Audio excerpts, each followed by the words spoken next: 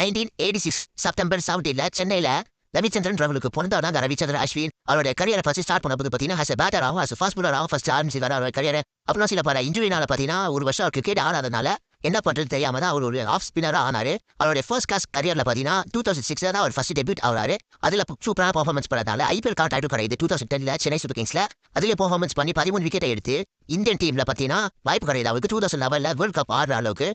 அதுல பார்த்தீங்கன்னா நல்ல ஒரு பர்ஃபார்மன்ஸ் கொடுத்துருக்காரு. அதே வருஷத்துல பார்த்தீங்கன்னா டெஸ்ட் டெபியூட் அவர் ஆனாங்க வெஸ்ட் இண்டீஸ்க்கு எதிராக. ஃபர்ஸ்ட் இன்னிங்ஸ்ல பார்த்தீங்கன்னா 3 விக்கெட்டும் எடுத்து செகண்ட் இன்னிங்ஸ்ல பார்த்தீங்கன்னா 6 விக்கெட் எடுத்து தன்னுடைய டெஸ்ட் பிளேஸ் பார்த்தீங்கன்னா சீல் பண்ணாங்க. அடுத்து சாம்பியன்ஸ் ஆஃப் 2017 பார்த்தீங்கன்னா அஸ்வினை டோட்டலாவே ஊத்துக்கிறாங்க பிசிசிஐ. அதுக்கான காரணம் என்ன அப்படி பார்த்தீங்கன்னா அப்பெல்லாம் யுஸ்வேந்திர சால் போன்ற அந்த ஸ்பின்னர்ஸ் பார்த்தீங்கன்னா ஸ்பின்னர்ஸ்லாம் நல்ல ஒரு டிமாண்டா இருந்தாங்க. அதனால சிங்கர் ஸ்பின்னர்ஸ்க்குலாம் அவ்வளவா டிமாண்ட் இல்லாதனால லிமிடெட் ஓவர்ஸ் கரியர் பார்த்தீங்கன்னா யுஸ்வேந்திர சால் அப்புறம் குல்தீப் யாதவ் போன்ற கிரிக்கெட்டர்ஸ்லாம் ஆட ஆரம்பிச்சாங்க. அப்புறம் இப்போதைக்கு கடைசியாக அவருடைய டெஸ்ட் கரியர் முடிகிற அளவுக்கு தன்னுடைய இன்டர்நேஷனல் கரியரை அவர் ரிட்டையர்மெண்ட்டோட முடிச்சிருப்பாரு. அவர் வேணா டெஸ்ட் கரியரே மொத்தம் 106 போட்டிகள் ஆடி 537 விக்கெட் எடுத்து ஓடிஐல 116 மேட்ச் ஆடி 156 விக்கெட் எடுத்து T20 ஐல பார்த்தீங்கன்னா 65 மேட்ச் ஆடி 22 விக்கெட்டும் அவருடைய கரியரை பார்த்தீங்கன்னா முடிகிறாரு ரவிச்சந்திரன் அஸ்வின். எனக்கு தெரிஞ்சு ரவீந்திர ஜடேஜா MS தோனி அப்புறம் பார்த்தீங்கன்னா இப்போ வந்து ரவிச்சந்திரன் அஸ்வின் இவங்க 3 பேரும் ஒரே டீம்ல தான் இருக்காங்க. எனக்கு தெரிஞ்சு ரவிச்சந்திரன் அஸ்வினோட கடைசி IPL எனக்கு தெரிஞ்சு இருக்க கூட வாய்ப்பு இருக்கு. நீங்க என்ன நினைக்கிறீங்க சொல்லிட்டு கமெண்ட்ல சொல்லிட்டு போங்க. அப்படியே